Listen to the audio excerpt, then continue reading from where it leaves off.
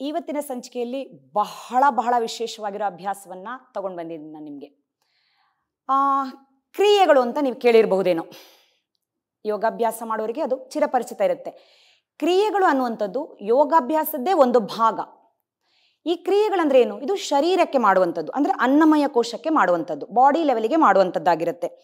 ಕ್ರಿಯೆಗಳು ಅಂತಂದ್ರೆ ಇಂಟರ್ನಲ್ ಆರ್ಗ್ಯಾನ್ಸ್ಗಳನ್ನ, ಒಳ ಅಂಗಗಳನ್ನ ಶುಚಿ ಮಾಡುವಂತಹ ವಿಧ. ಇದು ಯೋಗ ಪರಿಭಾಷೆಯಲ್ಲಿ ಇದನ್ನ ಕ್ರಿಯೆಗಳು ಅಂತ ಕರೀತಾರೆ. 6 ಕ್ರಿಯೆಗಳಿದೆ, ಷಟ್ ಕ್ರಿಯೆಗಳು ಅಂತ ಕರಿತೀವಿ. ಈ ಭಾಗದಿಂದ ಈ ಭಾಗದವರೆಗೂ, ಅಂದ್ರೆ ಮೇಲ್ಭಾಗದ ಶರೀರದ ಎಲ್ಲ ಅಂಗಾಂಗಗಳಿಗೆ, ಮುಖ್ಯ 6 ಭಾಗಗಳಿಗೆ ಇಲ್ಲಿ ಶುಚಿತ್ವವನ್ನ ಮಾಡ್ತಾ ಹೋಗುವಂಥದ್ದು. ಹಾಗೆ ಮಾಡಿದ್ರೆ ಸಾಕು, ಅದು ನಮ್ಮ ಆರೋಗ್ಯ ಸರಾಗವಾಗಿ ಒಂದೇ ರೀತಿಯಲ್ಲಿ ಇರ್ತಾ ಹೋಗುತ್ತೆ. ಅದನ್ನ ಪೀರಿಯಾಡಿಕ್ ಆಗಿ, ಅಂದ್ರೆ ಟೈಮ್ ಟು ಟೈಮ್, ಒಂದು 15 ದಿನಕ್ಕೊಂದ್ಸತಿನೋ ತಿಂಗಳಿಗೊಂದ್ಸತಿನೋ ಮಾಡ್ತಾ ಇದ್ರೆ ನಾವು ಆರೋಗ್ಯದಿಂದ ಇರ್ತೀವಿ. ಯಾಕಂದ್ರೆ ಈ ಭಾಗದಲ್ಲೇ ನಾವು ಹೊರಭಾಗದ, ಅಂದ್ರೆ ಫಾರಿನ್ ಪಾರ್ಟಿಕಲ್ಸ್ಗಳನ್ನ ತುಂಬಿಸ್ಕೊಳ್ಳೋದಾಗಿರುತ್ತೆ. ಫಾರ್ ಎಕ್ಸಾಂಪಲ್, ನಾವು ತಿನ್ನುವಂಥ ಆಹಾರ ಅದು ಫಾರಿನ್ ಪಾರ್ಟಿಕಲ್ಸ್, ಹೊರಗಡೆಯಿಂದ ಬರುವಂಥದ್ದು. ನಾವು ಸೇವನೆ ಮಾಡುವಂಥ ಗಾಳಿ, ಇವೆರಡೂ ಫಾರಿನ್ ಪಾರ್ಟಿಕಲ್ಸ್ ಹೊರಗಡೆಯಿಂದ. ಸೊ ಗಾಳಿಯಲ್ಲಿ ಕೂಡ ಕಲುಷಿತವಾಗಿರುವ ಗಾಳಿ, ಧೂಳು ಹೋಗ್ತಾ ಇದೆ. ಆಹಾರದಲ್ಲಿ ಕೂಡ ಕಲುಷಿತ ಆಹಾರಗಳು ಹೋಗ್ತಾ ಇದೆ. ಸೊ ಇದು ನಮ್ಮನ್ನ ಒಳಗಡೆಯಿಂದ ಅಸ್ತವ್ಯಸ್ತ ಮಾಡುವ ಸಾಧ್ಯತೆಗಳಿದೆ. ಸೊ ಅದನ್ನ ಶುಚಿ ಮಾಡೋದಕ್ಕಿರುವಂಥದ್ದೇ ಕ್ರಿಯೆಗಳಾಗಿರುತ್ತೆ. ಹಾಗಾದ್ರೆ ಶರೀರದ ಕೆಳಭಾಗಕ್ಕೆ ಶುಚಿತ್ವ ಬೇಡ. ಅಲ್ಲಿ ಒಳಗಡೆನೆ ಫಿಲ್ಟರ್ ಆಗಿರುವಂತಹ ನ್ಯೂಟ್ರಿಷನ್ಗಳು ಮಾತ್ರ ರಕ್ತದ ಮೂಲಕ ಸಂಚಾರ ಆಗುತ್ತೆ. ಸೊ ಡೈರೆಕ್ಟ್ ಫಾರಿನ್ ಪಾರ್ಟಿಕಲ್ಸ್ಗಳು ಹೋಗುವಂಥದ್ದು ಅಪ್ಪರ್ ಪಾರ್ಟಿಗೆ ಮಾತ್ರ. ಸೊ ಆ ಭಾಗವನ್ನ 6 ಅಂಶಗಳಾಗಿ ನಾವು ವಿಭಾಗ ಮಾಡಿಕೊಂಡು 6 ಕ್ರಿಯೆಗಳನ್ನ, ಷಟ್ ಕ್ರಿಯೆಗಳು ಅಂತ ಕರಿತೀವಿ. 6 ಕ್ರಿಯೆಗಳನ್ನ ಮಾಡ್ತಾ ಬರ್ತೀವಿ. ಅದು ಯಾವ ಕ್ರಿಯೆಗಳು ಅನ್ನೋದನ್ನ ನಾನು ಇವತ್ತು ವಿವರಿಸ್ತಾ ಹೋಗ್ತೀನಿ. ಕ್ರಿಯೆಗಳಲ್ಲಿ ಮೊದಲಿಗೆ ಕಣ್ಣಿನ ಭಾಗಕ್ಕೆ, ಅಶ್ರು ಗ್ರಂಥಿಗೆ, ಟಿಯರ್ ಗ್ಲ್ಯಾಂಡ್ಸ್ಗೆ ಮಾಡುವಂಥದ್ದನ್ನ ತ್ರಾಟಕ ಅಂತ ಕರಿತೀವಿ. ಕಣ್ಣಿನ ಭಾಗಕ್ಕೆ ಅಳಬೇಕು ಅಂತ ಹೇಳ್ತಾರೆ. ಸೊ ಕಣ್ಣೀರು ಹೋಗ್ಬೇಕು, ಕಲುಷಿತ ನೀರು ಅಂತ ಹೇಳ್ತಾರೆ. ಸೊ ಟಿಯರ್ ಗ್ಲ್ಯಾಂಡ್ಸ್ಗೆ ತ್ರಾಟಕದ ಅಭ್ಯಾಸವನ್ನ ಮಾಡ್ತೀವಿ. ಇದನ್ನ ಕೂಡ ಮಕ್ಕಳಿಗೆ ಬಹಳ ಒಳ್ಳೇದು. ಇದನ್ನ ಕೂಡ ಮುಂದಿನ ಸಂಚಿಕೆಯಲ್ಲಿ ನಾವು ಮಾಡ್ತೀವಿ. ಹಾಗೆ ನೆಕ್ಸ್ಟ್ ಬರುವಂಥದ್ದು ನಾಸ್ಟ್ರಿಲ್. ಈಗ ಹೆಚ್ಚಿನವರಿಗೆ ಬರುವಂತಹ ಸಮಸ್ಯೆ, ಹೆಚ್ಚಿನ ಮಕ್ಕಳಲ್ಲಿ ಬರುವಂತಹ ಸಮಸ್ಯೆ ಅಲರ್ಜಿ, ಡಸ್ಟ್ ಅಲರ್ಜಿ ಆಗುತ್ತೆ. ನನ್ನ ಮಗುಗೆ ಸೈನಸ್ ಇದೆ, ಡಸ್ಟ್ ಅಲರ್ಜಿ, ಹೊರಗಡೆ ಹೋದ್ರಾಗಲ್ಲ, ಯಾವುದೊಂದು ಫುಡ್ ಅಲರ್ಜಿ ಆಗೋದು.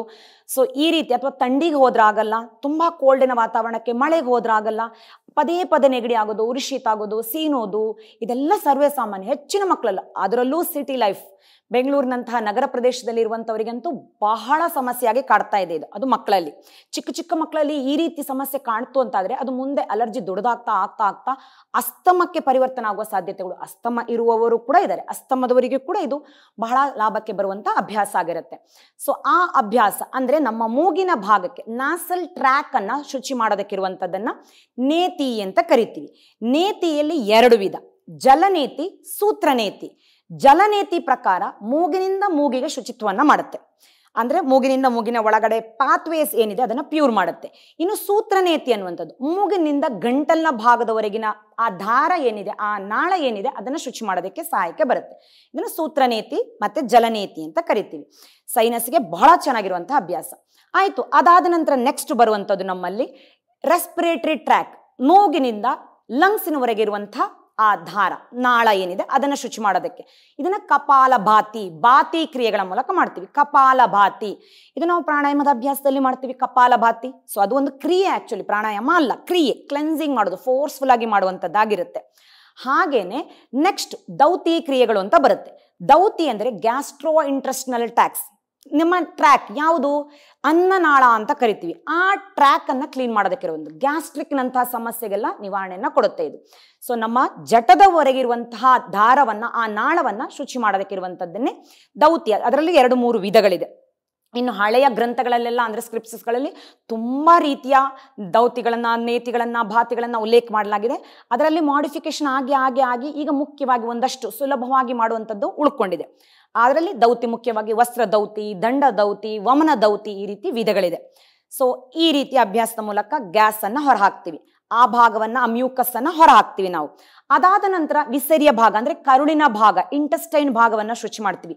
ನೌಲಿ ಕ್ರಿಯೆ ಅಂತ ಕರಿತೀವಿ. ಅದರಲ್ಲೂ ಅಷ್ಟೇ ದಕ್ಷಿಣ ನೌಲಿ, ವಾಮ ನೌಲಿ, ಮಧ್ಯಮ ನೌಲಿ ಮತ್ತೆ ನೌಲಿ ಕಲನ ಅಂತ ಹೊಟ್ಟೆಯ ಮಜಲನ್ನ ಕುಣಿಸೋವಂಥದ್ದು. ಸೊ ಇಲ್ಲಿ ಕರುಳಿನ ಭಾಗ ಶುಚಿತ್ವವನ್ನು ಮಾಡುತ್ತೆ.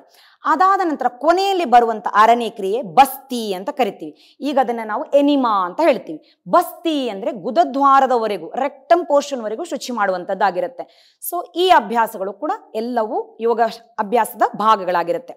ಈ ಎಲ್ಲ ಮಿಕ್ಕುಳಿದ ಅಭ್ಯಾಸಗಳು ಅಂದ್ರೆ ತ್ರಾಟಕ, ನೇತಿ ಇವೆರಡನ್ನು ಬಿಟ್ಟು ಮಿಕ್ಕುಳಿದ ದೌತಿ ಕ್ರಿಯೆಗಳನ್ನ ಅಥವಾ ಕಲನ, ನೌಲಿ ಕಲನ ಇಂಥವುಗಳನ್ನೆಲ್ಲ ಮಾಡಬೇಕು ಅಂದ್ರೆ ನಾವು ಒಂದು ಹಂತದ ಬೆಳವಣಿಗೆಯನ್ನ ಪಡ್ಕೊಂಡಿರ್ಬೇಕು. ಅಂದ್ರೆ ಮಕ್ಕಳಿಗೆ ಇಂಥವುಗಳು ಮಾಡಿಸೋ ಹಾಗಿಲ್ಲ. ಸ್ವಲ್ಪ ದೊಡ್ಡವರಾಗಬೇಕು, ಒಂದು 10-18 ವರ್ಷ ದಾಟದ ಮೇಲೆ ಈ ಅಭ್ಯಾಸಗಳನ್ನ ಕೊಡ್ಬೋದಾಗಿರುತ್ತೆ. ಅಂದ್ರೆ ಮಿಕ್ಕಿದ ಕ್ರಿಯೆಗಳನ್ನ ಮಾಡಿಸ್ಬೋದಾಗಿರುತ್ತೆ. ಹಾಗಾದ್ರೆ ಮಕ್ಕಳಿಗೆ ಮಾಡಿಸುವಂತ ಕ್ರಿಯೆಗಳು ಯಾವುದು? ಮಕ್ಕಳಿಗೆ ತ್ರಾಟಕ ಅಭ್ಯಾಸವನ್ನ ಮಾಡಿಸ್ಬಹುದು, ಜೊತೆಗೆ ನೇತಿ ಅಭ್ಯಾಸವನ್ನ ಮಾಡ್ಬೋದು. ನೇತಿ ಜಲನೇತಿ, ಸೂತ್ರನೇತಿ. ಸೂತ್ರನೇತಿ ತುಂಬಾ ಚಿಕ್ಕ ಮಕ್ಕಳಿಗೆ ಮಾಡೋದಕ್ಕೆ ಗೊತ್ತಾಗಲ್ಲ, ಅವರಿಗೆ ಮಾಡಿಸ್ಕೂಡ್ದು. ಒಂದು 10-12 ಅಂದ್ರೆ ಪಬರ್ಟಿಗೆ ಬಂದಿದ್ದಾರೆ, ದೊಡ್ಡವರಾಗಿದ್ದಾರೆ ಅಂತ ಅನ್ನೋ ಮಕ್ಕಳಿಗೆ ಅಭ್ಯಾಸವನ್ನ ಕೊಡ್ಬೋದು. 10-12 ವರ್ಷ ದಾಟಿದ ಮಕ್ಕಳಿಗೆ ಸೂತ್ರನೇತಿಯನ್ನ ಹೇಳ್ಕೊಡ್ಬೋದು. ಚಿಕ್ಕ ಚಿಕ್ಕ ಮಕ್ಕಳಿಗೆ ಜಲನೇತಿಯನ್ನ ನಾವು ಮಾಡಿಸ್ಬೋದು. ಈ ಎರಡೂ ವಿಧವನ್ನು ನಾವು ಹೇಗೆ ಮಾಡೋದು ಅಂತ ನೋಡ್ತೀವಿ. ಈ ನೇತಿಯಲ್ಲಿ ಇನ್ನೂ ಸುಮಾರು ವಿಧಗಳನ್ನು ಕೂಡ ಅಳವಡಿಸ್ಕೊಳ್ತಾ ಹೋಗ್ಬೋದು. ಮೊದಲಿಗೆ ಮುಖ್ಯವಾಗಿರುವ 2 ವಿಧ. ಈ ಓವರಾಲ್ ಕ್ರಿಯೆಗಳನ್ನ, 6 ಕ್ರಿಯೆಗಳನ್ನ ಮಾಡೋದ್ರಿಂದ ಲಾಭ ಏನು? ಆಗ್ಲೇ ಹೇಳಿದೆ, ಕ್ಲೆನ್ಸಿಂಗ್ ಆಗುತ್ತೆ, ಒಳ ಅಂಗಗಳು, ಇಂಟರ್ನಲ್ ಆರ್ಗನ್ಸ್ ಶುಚಿ ಆಗುತ್ತೆ. ಹೌದು, ಶುಚಿ ಮಾಡೋದ್ರಿಂದ ಏನಾಗುತ್ತೆ? ಪಾತ್ವೇಸ್ ಕ್ಲೀನ್ ಆಗುತ್ತೆ. ಆ ಒಳಗಡೆ ಟಾರ್ಡಿನೆಸ್, ಒಂದು ಜಡತ್ವ ಇದೆಯಲ್ಲ ಶರೀರದ ಒಳಗಡೆ, ಆ ಜಡತ್ವ ಹೋಗುತ್ತೆ. ಇನ್ನರ್ ಅವೇರ್ನೆಸ್ ಅಂತ ಪ್ರಜ್ಞೆ ಅಂತ ಹೇಳ್ತೀವಲ್ಲ, ಆ ಇನ್ನರ್ ಅವೇರ್ನೆಸ್ ಜಾಸ್ತಿ ಆಗ್ತಾ ಹೋಗುತ್ತೆ. ನಮ್ಗೆ ನಮ್ಮ ಶರೀರದಲ್ಲಿ ಆಗು ಹೋಗುಗಳು, ಬದಲಾವಣೆಗಳು ಗೊತ್ತಾಗೋದಕ್ಕೆ ಶುರು ಆಗುತ್ತೆ. ಅಂತ ಪ್ರಜ್ಞೆ ಜಾಸ್ತಿ ಬೆಳೀತಾ ಹೋಗುತ್ತೆ, ಒಳಮುಖಗೊಳ್ಳೋದಕ್ಕೆ ಅನುಕೂಲ ಆಗ್ತಾ ಹೋಗುತ್ತೆ. ಜೊತೆಗೆ ಮುಖ್ಯವಾಗಿ ವಿಲ್ ಪವರ್ ಅನ್ನ ಜಾಸ್ತಿ ಮಾಡುತ್ತೆ. ನಮ್ಮಲ್ಲಿ ವಿಲ್ ಪವರ್ ಬೇಕು ಕೂಡ ಅಭ್ಯಾಸ ಮಾಡಕ್ಕೆ. ಸೊ ವಿಲ್ ಪವರ್ ಅನ್ನ ಜಾಸ್ತಿ ಆಗಿಸುತ್ತೆ. ಹಾಗೆ ನಮ್ಮಲ್ಲಿ ಸಹನಾಶಕ್ತಿ ಅಂದ್ರೆ ಫಾರ್ಬಿಡನ್ ಸ್ಕಿಲ್ ಅಂತೀವಲ್ಲ, ಆ ಫಾರ್ಬಿಡನ್ ಸ್ಕಿಲ್ ಅನ್ನ ನಮ್ಮಲ್ಲಿ ಜಾಸ್ತಿ ಮಾಡ್ತಾ ಬರುತ್ತೆ. ಸಹನಾಶಕ್ತಿಯನ್ನ ಹೆಚ್ಚೋದಕ್ಕೆ ಸಹಾಯಕ್ಕೆ ಬರುತ್ತೆ. ಆಮೇಲೆ ತುಂಬಾ ಸೆನ್ಸಿಟಿವಿಟಿ ಇರ್ತಾರೆ, ಅದು ಮಕ್ಕಳು ತುಂಬಾ, ಅದು ಈಗಿನ ಕಾಲದ ಮಕ್ಕಳು. ಆ ತುಂಬಾ ಸೆನ್ಸಿಟಿವಿಟಿ ಇರೋದನ್ನ ಡಿಸೆನ್ಸಿಟಿವಿಟಿ ಮಾಡೋದಕ್ಕೆ ಸಹಾಯಕ್ಕೆ ಬರುತ್ತೆ. ಅಂದ್ರೆ ಹೇಗೆ ಸೆನ್ಸಿಟಿವಿಟಿ ಅಂದ್ರೆ, ಒಂದು ಒಗ್ಗರಣೆ ಹಾಕ್ತಿದ್ದಾರೆ ಮನೆಯಲ್ಲಿ ಅಂದ್ರೆ ಹಕ್ಷಿ ಹಕ್ಷಿ ಹಕ್ಷಿ ಹಕ್ಷಿ ಅಂತಿರ್ತಾರೆ, ಸೀನ್ತಾ ಇರ್ತಾರೆ ಮಕ್ಕಳು. ಆ ಕೊಠಡಿಯಲ್ಲಿ ಕೂತ್ಕೊಳ್ಳೋಕ್ಕಾಗಲ್ಲ. ಮನೆಯಲ್ಲಿ ಒಂದು ಸೋಫಾದಲ್ಲಿ ಒಂದಷ್ಟು ಡಸ್ಟ್ ಇದ್ರೆ, ಅಥವಾ ನಾಯಿ ಬೆಕ್ಕು ಬೇಕು ಅಂತ ಸಾಕ್ತಾರೆ ಮನೆಯಲ್ಲಿ, ಪೆಟ್ ಅನಿಮಲ್ ಬೇಕು ಅಂತ ಸಾಕೋತಾರೆ. ಆದ್ರೆ ಅವುಗಳ ಧೂಳುಗಳೇ ಆಗಲ್ಲ ಎಷ್ಟೋ ಮಕ್ಕಳಿಗೆ. ಅವುಗಳ ರೋಮದ ಧೂಳುಗಳು ತಗೊಂಡ್ರೆ ಸ್ನೀಸಿಂಗ್ ಬರುವಂಥದ್ದು, ನೆಗಡಿ ಆಗುವಂಥದ್ದು, ಪದೇ ಪದೇ ಅಲರ್ಜಿ ಆಗುವಂಥದ್ದು, ಮೆಡಿಸಿನ್ ತಗೊಳ್ಳುವಂಥದ್ದು. ಹೀಗೆ ಆಸೆ ಇದ್ರೆ ಕೂಡ ಎಷ್ಟೋ ಮಕ್ಕಳು ಪೆಟ್ ಅನಿಮಲ್ ಅನ್ನ ಸಾಕಕ್ಕಾಗಲ್ಲ, ಸಾಕು ಪ್ರಾಣಿಗಳನ್ನ ಸಾಕಕ್ಕಾಗ್ತಾ ಇಲ್ಲ.